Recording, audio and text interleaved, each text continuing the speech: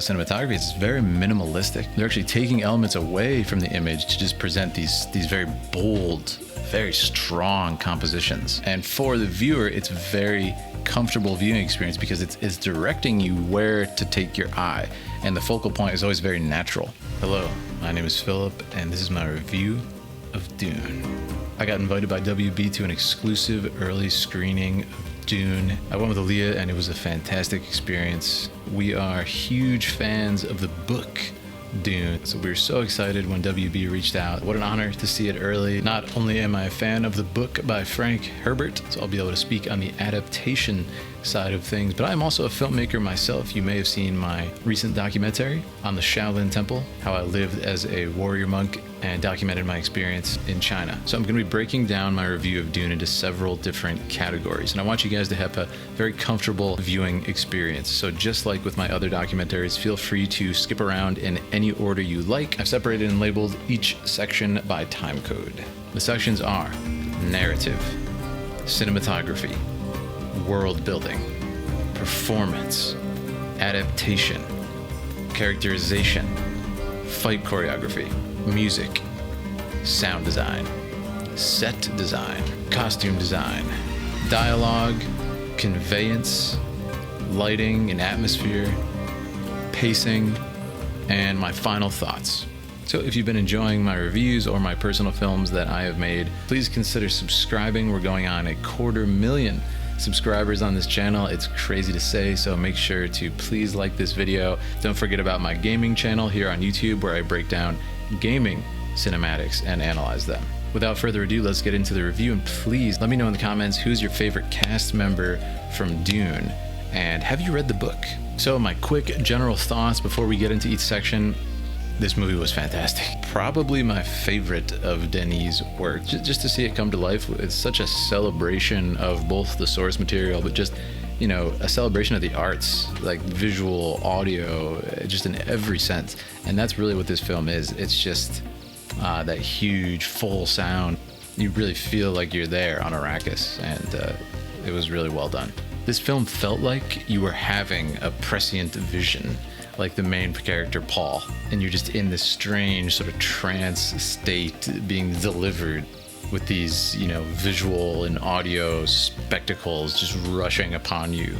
Not only is it pulling you through this fantastic journey in the first step of this heroic cycle for Paul. If you don't know, Dune is just an integral part of the sci-fi life cycle. It came before Star Wars. And something I've actually heard the director say is, he says he's never done a director's cut or like a longer cut of his films, but he said that he filmed like a 4-hour of this film that he actually might consider releasing. I really hope he does, because there's just so many of my favorite scenes in the book just unfortunately had to be cut.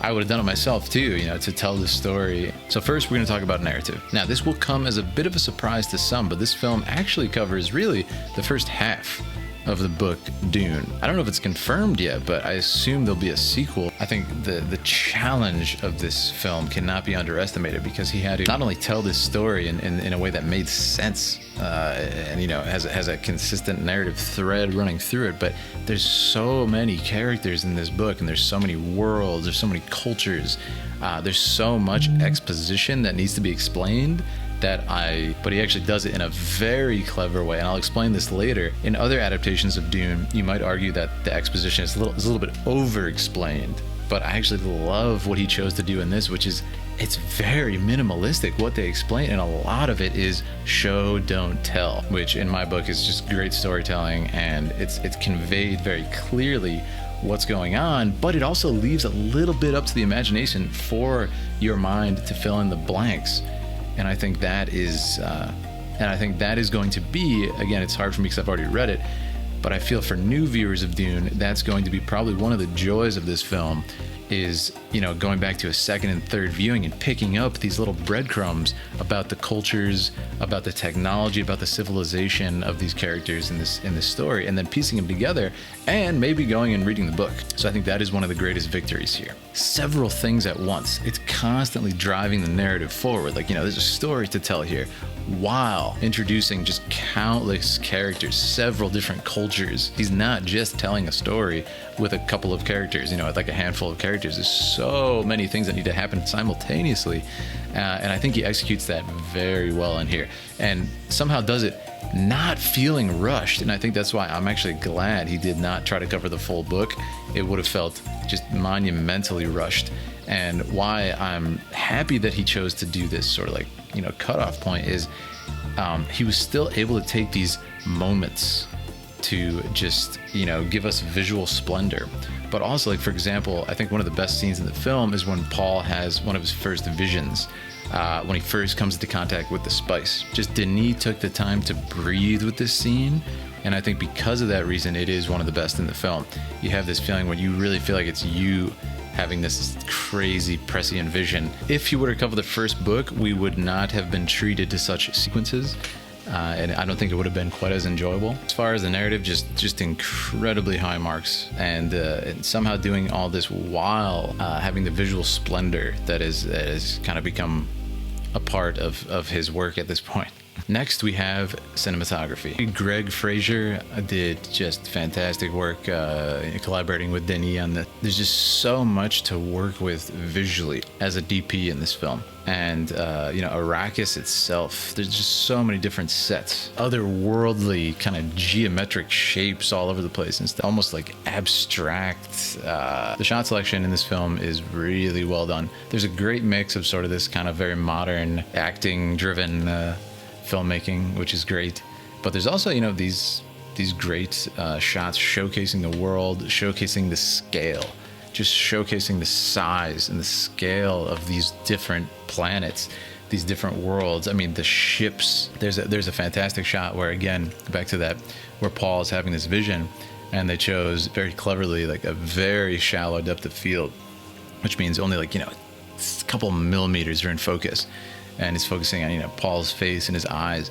You can actually see out of focus the spice, very important element of the story, which causes these visions floating through the air out of focus. And it's just these beautiful orange particles as he's having this vision. It's just visually so beautiful, but a very smart way to showcase these very small particles. But, you know, out of focus, they kind of bloom in this kind of like bokeh sense. And it was just very clever. And another thing I liked about the cinematography is it's very minimalistic, reminiscent of Blade Runner again. When you have the Baron, the villain, kind of like floating up out of this disgusting, you know, chamber that he's in. It's just very low lit. It looks like almost like a stage play in the way that it's lit. And I think that's very clever because they're actually taking elements away from the image to just present these very bold, very strong compositions, these very confident, and for the viewer, it's very comfortable viewing experience because it's directing you where to take your eye, and the focal point is always very natural. The level of storyboarding,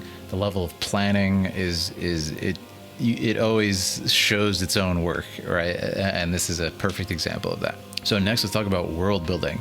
The world building in this film is very well done. Again, a monumental task of building out several different cultures, different planets, different magic systems, different weather systems, and it's so well done considering it doesn't feel rushed, and I don't even know how he did it. But like I said, you would expect from similar to the other Dune adaptations that it might be very heavy-handed exposition, but what I think was so clever and so confident in this case is they actually didn't do that much. A lot of it is implied. For example, one of the things from the book is there's these like sleeping tablets which you can take, and it'll give you like a night's sleep. You just swallow this thing and you feel awake all of a sudden. And this is never mentioned in the film at all. But there's a perfect example of show don't tell in this one scene when you have the Duke and Lady Jessica, and he says, I need sleep, and she kind of offers him one of these sleeping tablets, and he says, no, not that. Like, I want real sleep. And it's a short little thing. It's very subtle, but again, like on a second and third viewing, this is what's going to bring, I think, enjoyment to a lot of people, is going back and picking up those breadcrumbs, those details about the culture, the world building, stuff like that. Stuff that is actually explained is like paramount to the story, paramount to the narrative, extremely important for foreshadowing. For example, they explain like the sandworms, how they're a big part of the culture. They talk about kind of like the sand walk, which is what the Fremen use to not alert the worms. And of course, that comes into the story later, right? Like everything that is mentioned is very deliberately so. And that's a big, I think, high marks for me in world building, not overdoing it. Show, don't tell, I think, is one of the highest forms of skilled storytelling. Next, I'll talk about performance. Some powerhouse performances in this film. I mean, obviously Timothy's and Zendaya, Javier Bardem, the list goes on. But I have to say, Rebecca Ferguson is one of the standout performances. Who plays the Lady Jessica is one of the standout performances in this. There's a few scenes where she's not even really speaking. There's just so much happening, and you go through those emotions with her. One of the scenes is when we've all seen in the trailer. It's kind of iconic. Is when Paul has to put his hand into this box, which is a test by the Bene Gesserits. Endure this horrific moment, knowing that if his son screws up, he's gonna die. Also knowing he's in like immense, unimaginable pain, and you believe it. It's fully believable. It really is. And also, there's so much more focus on the performance in this film than the other Dune adaptations, and the actors had the chops to make that happen. In the same scene, for example, he's going through pain. And, he doesn't say like, ow, it hurts so much. You just see it on his face. You see it in his body language and everything.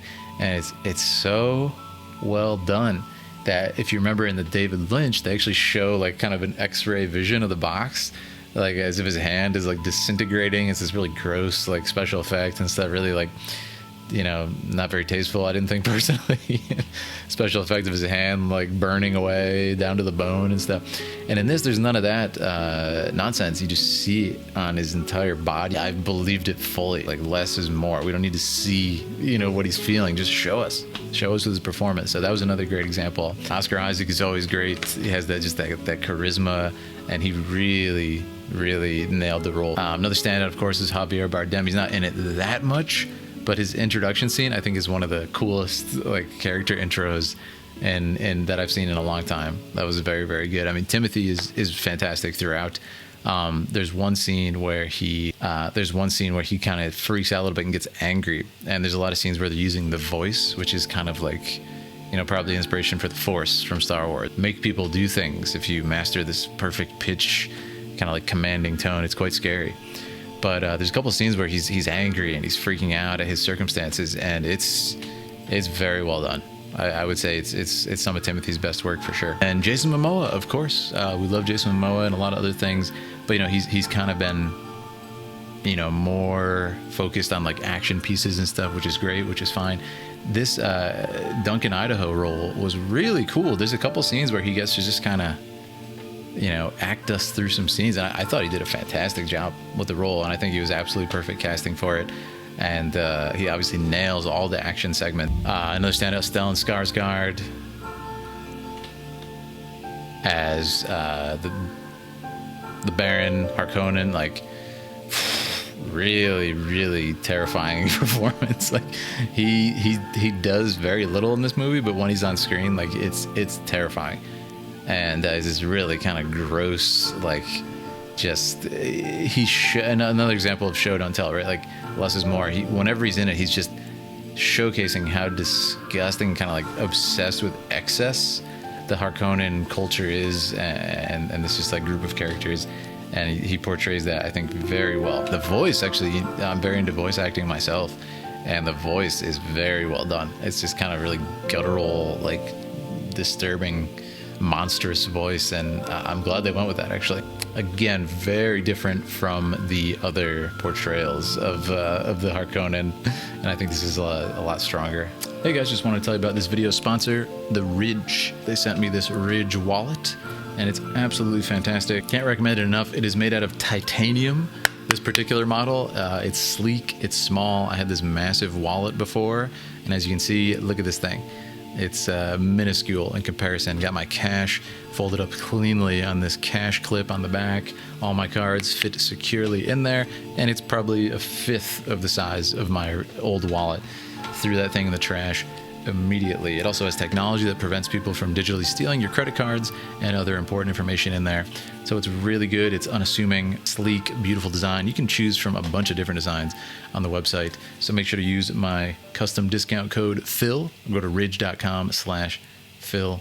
Thanks again, Ridge, for sponsoring this video. Speaking of, let's talk about adaptation. I think they did a fantastic job. I mean, most of the script, I would say like 80% of it is just, it's right from the book. There's almost no changes. The changes that were there were very deliberate. Like there is a scene with Timothy and Duncan Idaho, Jason Momoa, that I don't believe is in the book. It's featured in the trailers very heavily. It's kind of this nice little bonding moment that they share, and this was certainly missing from the other adaptations, where you don't understand how they have this great bond of kind of like older brother, and that was a really good choice to include. And again, that's one of the scenes that showcase Jason's range, I feel.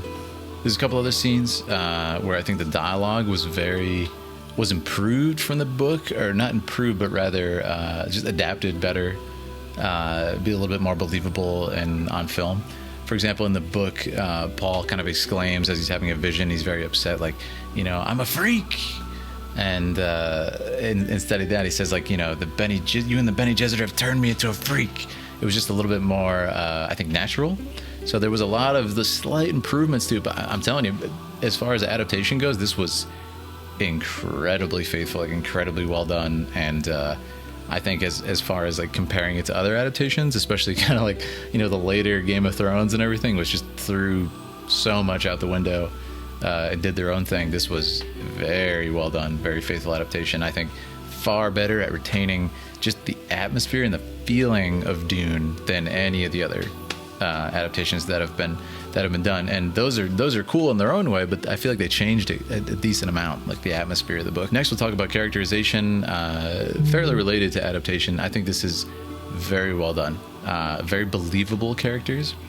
I believe that Paul is kind of going through this. He's a very difficult character to portray and voice, because he goes through this.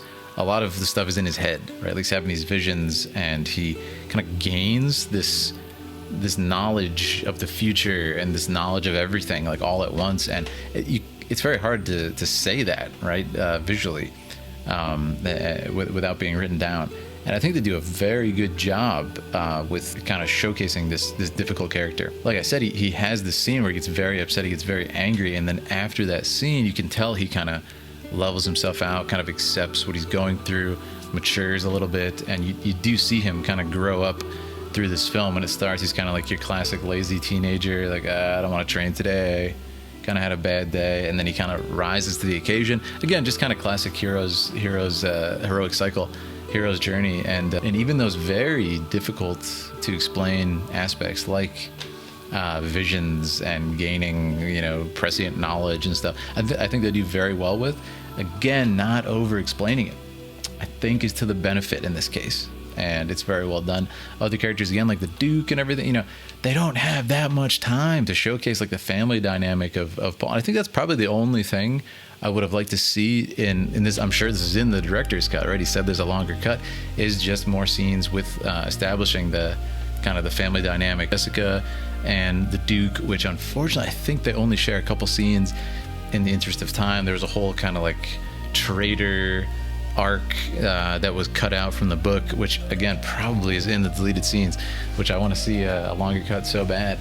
But yeah, I think as far as the characterization, it was fantastic. Jessica, I think, is one of the most celebrated and coolest characters in Dune, and she did not disappoint in this film. I think they nailed her character very well done. Again, Rebecca Ferguson just is a powerhouse. Overall, very well done. I think some characters are improved by showing less. Again, the Baron, the villain, again, the implications there are, I think, more important than just showing it all outright. It's kind of like in the classic monster movie. If you show the monster the entire time, it's not scary. Your imagination is scarier, right? All right, next let's talk about fight choreography. Very, very awesome stuff in this. I did not expect them.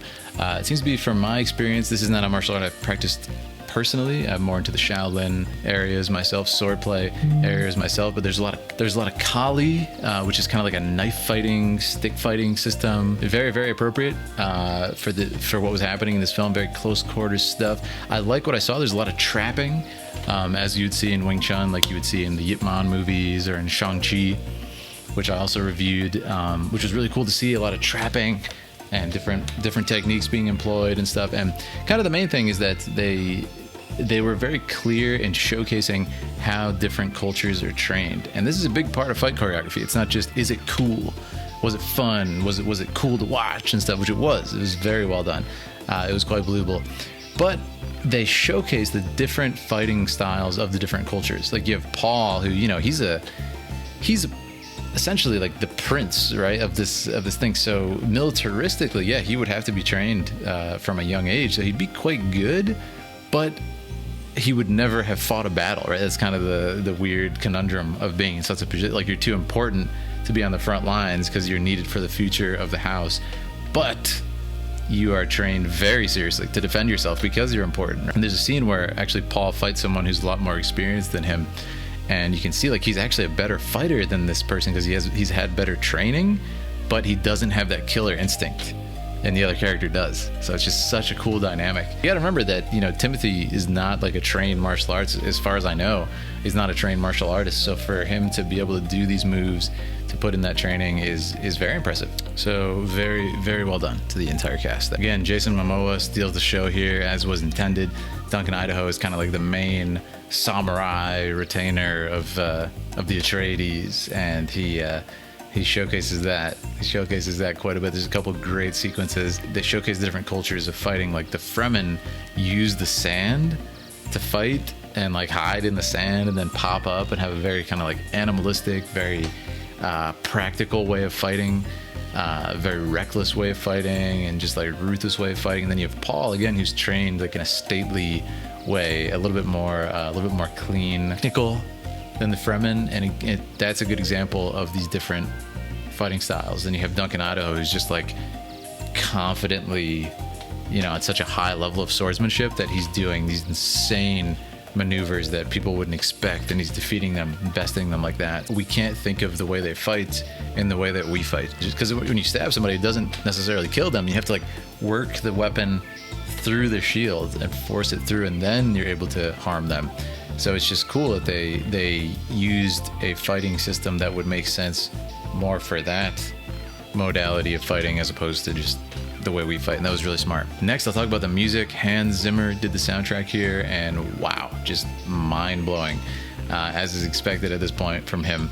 As Aaliyah said to me, he's so good at creating these soundscapes, like these individual soundscapes for films, and just creating this unique soundscape for everything that he works on. An iconic, instantly recognizable sound that is different enough from his other work that it doesn't get confused, yet you still know it's his work. It's just very well done. And in this case, we have this like meditative kind of trance-like music throughout. It's very ambient, but I think it fit quite well here.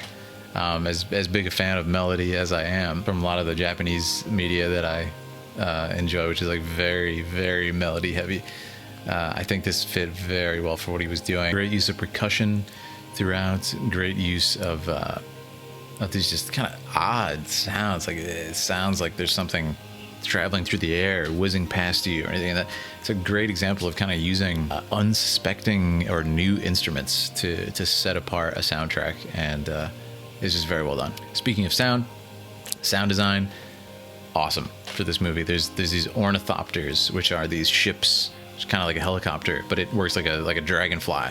Kind of flaps its wings really fast and faster and faster, and picks up momentum. And just the sound that they used for this was so awesome and so unique. Same with the shields that they use for fighting. Again, when he's having these visions, it's just, there's so many standout moments. And as far as the sound design, I would say the most impressive part is actually the voice sound they use for when someone uses the voice on another person, effectively forcing them to do something, is terrifying, as it should be. That's a horrifying, horrific power if it were to exist, to just be able to command somebody to do anything, and they make it like appropriately just monstrous and terrifying, and it sounds like it would compel you to do something, you know, not in the way that it would be like in Full Metal Jacket, you know, Marine drill instructor yelling at you to do something, but in a way that you would have no choice. Like, again, this is essentially a magic system. Next, we'll talk about set design. Again, really, I talked about it in cinematography, but just the otherworldly, like abstract geometric shapes all over the place, just super appropriate for what was going on here. And everyone involved, just they took this oddly minimalistic set design, but it has such detail in it on a large scale, and bring these ships to life. They're like these just huge geometric shapes. It's weird. It looks like you're looking at an abstract painting, but it really fits the mood for what they were going for. It makes you uneasy. And I think that was really cool. It looks like you're an MC Escher drawing or something. It was really well done. Again, I think similar enough to Blade Runner, you'll know what I'm talking about. Costume design was fantastic on this film, but for sure one of the standouts. The iconic still suits from Frank's novel were just very well done in this. It looked like kind of these interlocking tubes. It's a suit that it prevents you from being dehydrated, recycles your fluids. And it was really well done in a believable way. Like it looked like it actually worked. It wasn't just like a cool looking thing, although it was quite fashionable. Another standout was the Bene Gesserit, these kind of mysterious, almost like witches in the story. And they had this just very sinister vibe because they're the people who pull the strings, in the shadows. And they had that very sinister vibe to them. I loved it. It was so well done. Obviously the Harkonnen, just the cold, like lifeless costumes and stuff, which was appropriate. Paul had his like militaristic get up, which was great, very simple but very effective. And then of course the kind of fighting armaments of Duncan Idaho and the other is all very well done. Different enough that this is important in a film with this many cultures, kind of like Lord of the Rings, right? You need to be able to instantly identify each culture, each house, and it accomplished that easily. It was very well done. We talked about dialogue a lot earlier, but yeah, they improved a lot, I would say, of the book, just to make it a little bit more modern, a little bit more buyable, a little bit more believable, and to work better with the actors who are portraying them, which is important. You don't want a script that is kind of weigh down actors and not sound natural to them. For example, Jason Momoa character, Duncan Idaho, you kind of took a little bit of Jason's kind of playful, macho feel and applied that in a very different way than we've seen in other Dune adaptations. And that was great. I mentioned the Paul line earlier when they've changed a little bit.